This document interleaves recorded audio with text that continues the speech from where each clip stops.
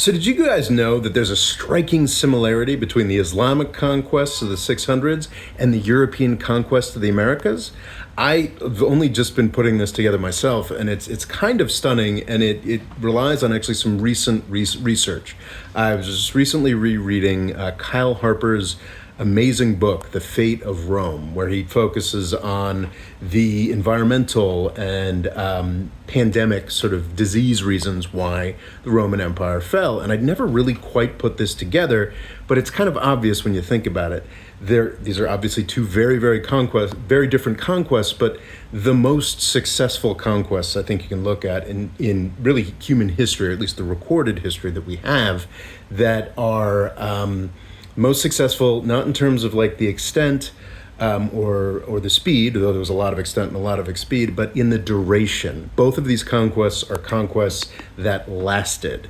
And the reason that both of these conquests were as successful as they were and enduring as they were, in both cases, is disease. This is really well known and acknowledged and talked about with the conquest of the Americas. The Spanish and others introduced smallpox, and it just absolutely wiped out the populations of the Americas, making it very easy for that conquest to be durable, because the populations that lived there just simply didn't have the resistance to disease that the Europeans did.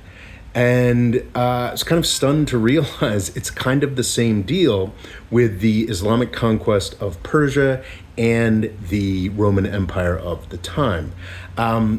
It's been well known that there was the plague of Justinian, that was sort of like what ended the last attempt at a unified Roman Empire, was the plague of Justinian that launched in like 542. And it's now been confirmed over the past decade or so that this was bubonic plague, the same plague that was the Black Death, the Great Death of medieval Europe. And what's kind of stunning that I didn't quite realize that it recurred in 542, 558, 573, 586, 599. And Harper also puts out in this book that in the deserts of Arabia, there was not the density of rats and fleas that was necessary, just because of the environment, to wipe out the populations the way that the populations of Rome and Persia, the more urban populations and rural populations, had been wiped out. So it's kind of the same deal. That's why North Africa and the Middle East became Islamic and never stopped. It's because a lot of the old environment had just been wiped out by plague. It's the same deal. It was disease that made the American conquest and the Islamic conquests as enduring as they are. It's fascinating.